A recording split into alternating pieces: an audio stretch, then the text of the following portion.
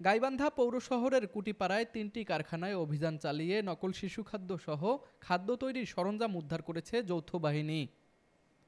গতকাল রাতে গোপন সংবাদের ভিত্তিতে এই যৌথ অভিযান পরিচালনা করে সেনাবাহিনী ও থানা পুলিশ। অভিযান সূত্রে জানা যায়, গাইবান্ধা পৌর শহরের কুটিপাড়া এলাকায় সরকারি বা বিএসটিআই এর অনুমোদন ছাড়া ঢাকাসহ বিভিন্ন ঠিকানা ব্যবহার করে বিভিন্ন ধরনের শিশু খাদ্য সামগ্রী উৎপাদন করা হচ্ছিল। খবর পেয়ে গতকাল রাত 12:30টার দিকে যৌথ বাহিনী অভিযান চালিয়ে এসব নকল খাদ্যদ্রব্য উদ্ধার করে। পরে আজ দুপুরে উদ্ধার করা নকল খাদ্য সামগ্রীগুলো ধ্বংস করা হয়। এ সময় জেলা সহকারী কমিশনার নির্বাহী ম্যাজিস্ট্রেট সাব্বির আহমেদ ভ্রাম্যমাণ আদালত বসিয়ে ২০০৯ সালের ভোক্তা অধিকার আইনে ৫০ ধারায় কারখানার ২ মালিককে ৪ লক্ষ টাকা ও ১ বছর করে কারাদণ্ড দেন। এছাড়াও আরেক কারখানার মালিক অঞ্জনা আক্তার গর্ভবতী থাকায় মানবিক দিক বিবেচনা করে ২৫,০০০ টাকা জরিমানা করে তাকে ছেড়ে দেওয়া হয়। অপর কারখানা দুটির কারাদণ্ডপ্রাপ্ত মালিকরা হলেন গাইবান্ধা সদর পৌর শহরের কুটিপাড়া গ্রামের নুরুল ইসলামের ছেলে মোহাম্মদ রঞ্জু মিয়া ও হারুনর রশিদের ছেলে মোহাম্মদ শাকিল মিয়া। সামগ্রীগুলো ধ্বংস করার সময় উপস্থিত ছিলেন গাইবান্ধা ভোক্তা অধিদপ্তরের সহকারী পরিচালক পরেশ চন্দ্র বর্মন, সেনাবাহিনী ক্যাপ্টেন আসিফ সহ আইনশৃঙ্খলা বাহিনীর সদস্যরা। উত্তরাঞ্চলের স্বনামধন্য nursing college Rangpur community nursing college. শিক্ষাবর্ষ 2024 ও 2025-এর জন্য 3টি বিশেষ কোর্সে ভর্তি চলছে। ভর্তির জন্য যোগাযোগ করুন www.rcncbd.com অথবা কল করুন 01708907294। Rangpur community nursing college. আমরা গতকাল রাত থেকে আমরা এই গাইবান্ধা সদর উপজেলার কুটিপাড়ায়, তো এখানে ভেজাল এবং নকল খাদ্যপণ্যের বিশেষ করে শিশু খাদ্য এবং সেমাই কারখানাগুলো আমরা করছিলাম। সেখান থেকে আমরা প্রায়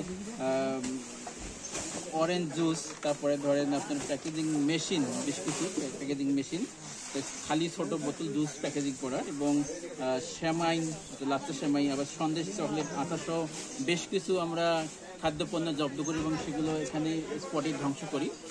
তো এবং এইসব প্রতিষ্ঠানের মালিক, তিনটা প্রতিষ্ঠানের মালিককে, তার ভিতর একটা প্রতিষ্ঠানের মালিককে 1 বছরের জেল এবং 2 লক্ষ টাকা জরিমানা, ভোক্তা অধিকার সংরক্ষণ 50 ধারায় নকল পণ্য উৎপাদনের দায়ে, এবং অনাদায়ে আরও 1 মাসের জেল, এবং অন্য একটি প্রতিষ্ঠানের মালিককেও সেম 1 বছরের জেল এবং 2 লক্ষ টাকা জরিমানা এবং অনাদায়ে আরও 1 মাসের জেল, এবং আর একটি প্রতিষ্ঠানের মালিককে সেখানে খাদ্যপণ্য পাওয়া যায়নি কিন্তু খাদ্যপণ্য উৎপাদনের যেসব সরঞ্জামাদি ছিল সেগুলো জব্দ করা হয়েছে এবং তাকে সতর্কতা স্বরূপ 25,000 টাকা জরিমানা করা হয়। এখানে যেসব কালার ইউজ করে এবং ফ্লেভার ইউজ করে সেগুলো আসলে কোনোটাই গ্রেড না, এবং এগুলো পুরোটাই যেসব কালারগুলো ইউজ করে সবগুলি মূলত দেখা যায় ডাইং কালার, কাপড়ে দেওয়ার কালার, এবং এগুলো যদি কেউ খায়, বিশেষ করে শিশুরা যদি খায়, এবং তাদের মানে মারাত্মক স্বাস্থ্য ঝুঁকি আছে। আচ্ছা, আমরা যেহেতু অভিযান শুরু করছি এবং আমরা ভবিষ্যতে এই অভিযান আমাদের অব্যাহত থাকবে এবং আমরা যখনই কোনো সংবাদ পাবো অবশ্যই এর বিরুদ্ধে আমরা কঠোর অবস্থান নেব। গতকাল রাতে গোপন সংবাদের ভিত্তিতে রাত 12:30 নাগাদ আমরা এই কারখানায় অভিযান পরিচালনা করি। অভিযান পরিচালনাকারে আমরা এদের যে মেইন হোতা শাকিল এবং এই কোম্পানিটার যে মালিক তাকে গ্রেপ্তার করতে সক্ষম হই।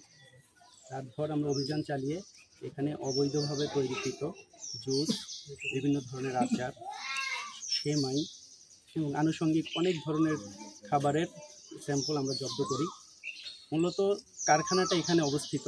এরা যেটা করেন সেটা হচ্ছে ঢাকায় বিভিন্ন ধরনের কোম্পানির লেবেল ব্যবহার করে গাইবান্ধাতে এটা তৈরি করে, লেবেলটা ঢুকিয়ে বাজারজাত করে, যেটা শিশু খাদ্য শরীরের জন্য অনেক বেশি ক্ষতিকর। এবং আগামী ঈদকে টার্গেট করে এরা পর্যাপ্ত পরিমাণ সেমাই উৎপাদন করে, যেটার মধ্যে রঙের ব্যবহার অলরেডি আমাদের যারা ভোক্তা অধিদপ্তর থেকে এসেছেন তারা রঙের ব্যবহার পেয়েছেন। সেনাবাহিনীর এই ধরনের কার্যক্রম আগামীতেও অব্যাহত থাকবে। গাইবান্ধা প্রতিনিধি ওমর ফারুক রনির পাঠানো তথ্যচিত্রে তুষার আচার্য, ডেস্ক রিপোর্ট, RCTV।